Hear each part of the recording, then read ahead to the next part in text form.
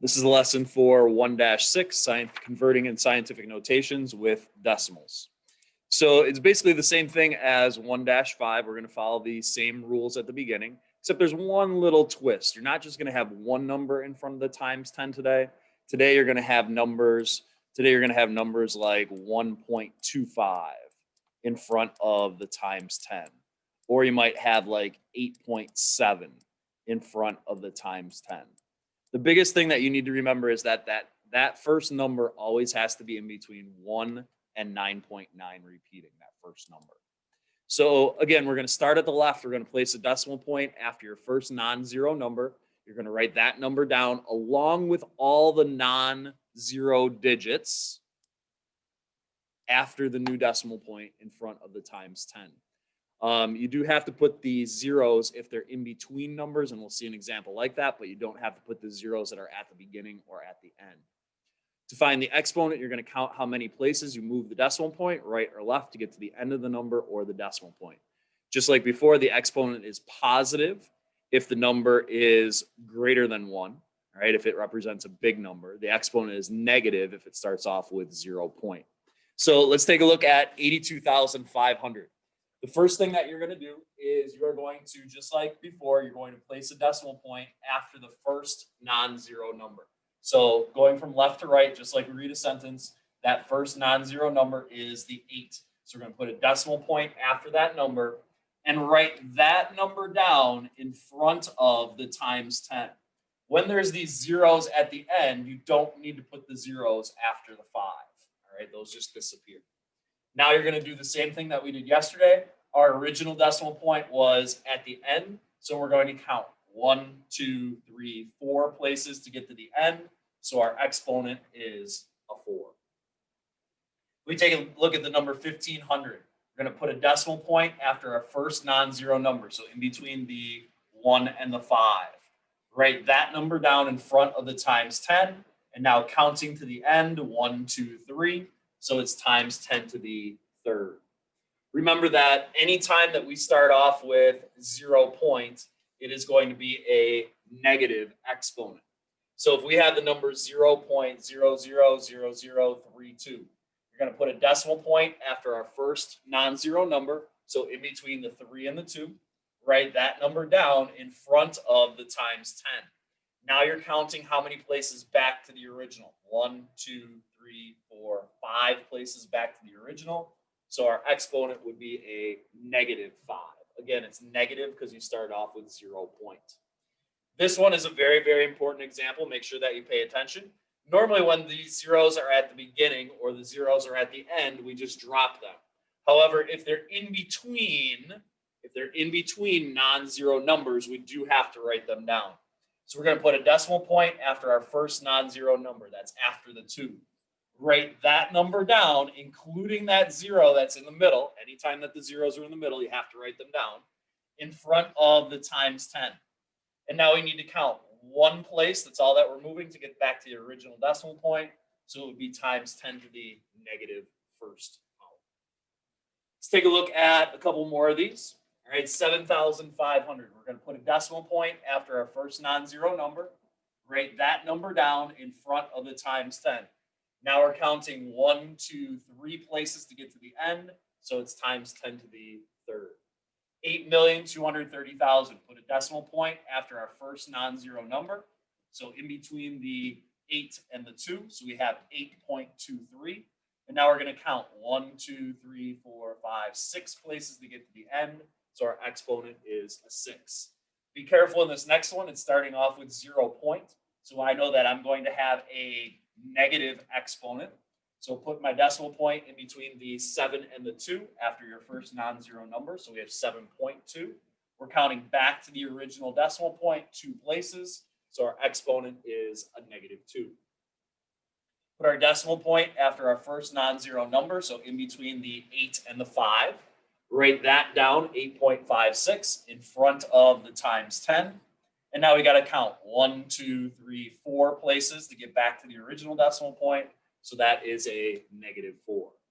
501,000. Put a decimal point after our first non-zero number. Write that number down in front of the times 10. Now notice That 0 was in between two non-zero numbers, so I had to write that down. It's only when the zeros are at the beginning or at the end that I don't have to. And now we're counting 1, 2, 3, 4, 5 places to get to the end. So it's times 10 to the 5th. So that was making it into scientific notation. Going the opposite way, making it as a normal number. Now, I'm going to show you two ways to do this. Again, I personally think that typing them into the calculator is the easiest way to do it, but you could follow the rules if you wanted to. If you wanted to follow the rule, the exponent is the number of places you move your decimal point. You move it to the right to make it a bigger number if the exponent is positive, and you move it to the left to make it a small number if the exponent is negative. So 5.25 times 10 to the 4th. The 4 is the number of places I'm moving my decimal point. It's a positive number, so I want to make a big number. Starting at the decimal point, 1, 2, 3, 4. That's where my new decimal point ends up. I already have a 2 and a 5 there, but I need to add a 0 and a 0. So this becomes 52,500. Again, you could just type it right into the calculator. If you go to type it right into the calculator, you'd be typing in 5.25 times 10 caret button 4 and hitting equals. When you do that, you get that same answer, 52,500. The calculator does the work for you. 9.8 times 10 to the second, just type it right into the calculator. 9.8 times 10 caret button 2, you get 980. If it is a negative exponent, we need to go to the left because we want to make it a smaller number. So starting at the decimal point, 1, 2, 3, 4. There's my decimal point. Fill in your placeholders with zeros. So we really have the decimal point 00089. Now I could really put a 0 out in front of it. That's fine, right? Or I could have just typed this right into the calculator. 8.9 times 10 caret button negative 4. If you do that, you get that same answer of 0.00089. 1.24 times 10 to the negative first. Just type it right into the calculator. You get 0.124. Now, this one at the bottom is a little bit weird. If you go to type this onto your calculator, you're going to see that you're going to get an answer that says exactly what you typed in, all right? The calculator only has a certain number of spots that it could put numbers. It only holds a certain number of digits. Well, this number is too big, all right? So on the school calculators, it automatically puts it into scientific notation for you. You also might see, depending on the calculator that you're using, it might not have a times 10, but it might say 6.75 E12. That E stands for the times 10 also.